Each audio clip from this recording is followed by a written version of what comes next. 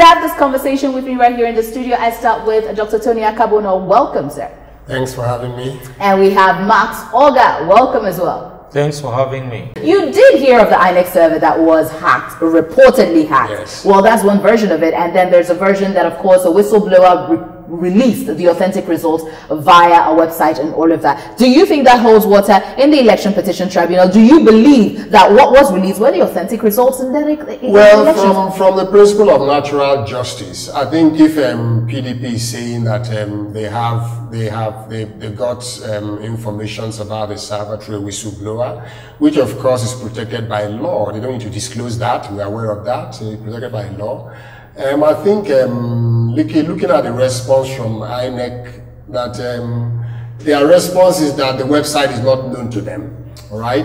But at the end of the day, we are aware that the INEC chairman did say that there was some amount of money, I think running into the hundreds of millions of naira, used in maintaining the website, the server. Now the point is that, would he now say that he just collected funds, appropriated funds, and to maintain a server that was non-existent? These are taxpayers' funds. You don't say you collected money to maintain a server, suddenly you say there is no server. Something is fishy here somewhere. Something is fishy.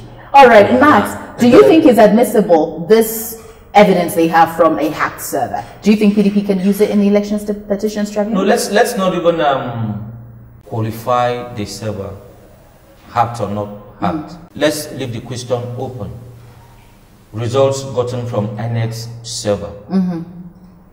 Can they be admitted, or are they admissible before the election tribunal? The answer, in my opinion, is no. We did not transmit results electronically, right? What every petitioner in an election petition needs to prove is that, look, results from Wari, results from Sapele, right, local governments, showed these scores. Now, by the time the results moved from there to the state capital, Asaba, there were discrepancies, right? What the returning officer for the state, Delta now, presented at the National Collation Center also showed a discrepancy. Look, we have the results from the polling units, from the wards, from the local governments. This is what they are. If you put all of them together, you have XYZ number. But what the is the returning officer, the professors in charge of the returning officer, returning officer, yes. But what the returning officer presented at the National Collation Center falls short, or it's above what actually came. That's what you should do. And now listen to me. Relying on results gotten from a server is like a Dr. Tony coming from outside and relying on an internal memo of Roots Television. MD minutes to GM, do this, and a Dr. Tony who is not part of this organization presents that in court, that yes, the MD actually approved a payment in my favor. How did you get that document? So in your, that's why you say it's inadmissible. That's a big question. But to answer your question straight away, and at the risk of repeating myself, results were not transmitted electronically. And he has so not, you don't. Okay, so what was the 100 million naira for maintaining the server? That's a different. I'm just asking. That's a different kettle of fish. It is. That's a different kettle of fish. Okay. That's a different kettle of fish. And when you begin to ask me questions that Professor Mahmoud should answer, then okay, all right. Okay, I will accuse you of being too pushy. All right. Well, I will push. Trust me, that's what I do. I will push, at least to get as much information about this as possible. But you did hear him, though.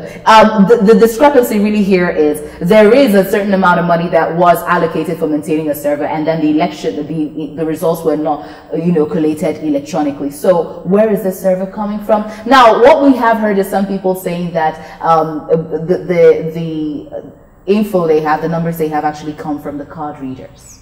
These are from the card readers. I am just giving you information, speculation that is out there. But of course, Tony, just to round this up, you have said, you and so many people from the PDP believe that what this whistleblower through this server has said is the true result. And a lot of the evidence, at least, is believed to be hinged on this. What happens if it's thrown out? Well, I think there are two issues here. When my co-panelist is saying that electronic, I think it's taken from the response of INEC. Yes, first is okay. The National Commissioner who spoke to us. The Commission did say that. I asked the question. I know amounts of money were budgeted, and when the INEC chairman was briefing stakeholders, several briefings I listened to and I read as well, where he was giving them guidelines, what they call INEC guidelines, and he did say specifically that card readers must be used. He was very emphatic. And he said that when they are deliberately not used, results there will not be valid. He said that. Now, why am I saying this? That even when accreditation fails, accreditation is not digital. It's electronic accreditation, all right? When it fails, you now rely on the manual register. Now listen to my point I'm saying. Because when you say that it's not electronic transmission, what is electronic, all right? If you have a card reader, there is an accreditation, and the chairman of the commission is saying that where a card reader is deliberately not used, results will not be valid. Then what is the essence of devoting so much money, billions, into the entire design? And what is in the server? What goes into the server? Is it going to go manually from the card reader, from the handheld devices? Witnesses are going to testify anyway. Just a question. Where is it going to go? Just a question. Yeah. Accreditation by the card reader, does that translate to the voting pattern of that person? That's just the question I'm asking. If you do your accreditation, does that say who you voted? No. So why would you use the information of the accreditation? It simply says you were there. No. I'm just trying to give you processes, right? Okay. At the end of the day, when you have results collated, there was those people that were on the field. They will see some handheld devices that people were using to get results, and it's going somewhere. It's going to the server. So when you say results collated were transmitted to the INEC server, is because you have those results there in each of the polling units, right, that are fully collated by the collation officer, are transmitted somewhere. If they are saying that we're not electronically transmitted, when the INEC chairman was reading out results at the center where he was reading, so is he telling us that all the results he was reading were coming manually from all the federation? Oh yes. No, listen to the point. If you said they were coming manually from all the federation, right? Now the question that needs to be answered again is this: the server. When you say the INEC server has been down for several weeks now, all right?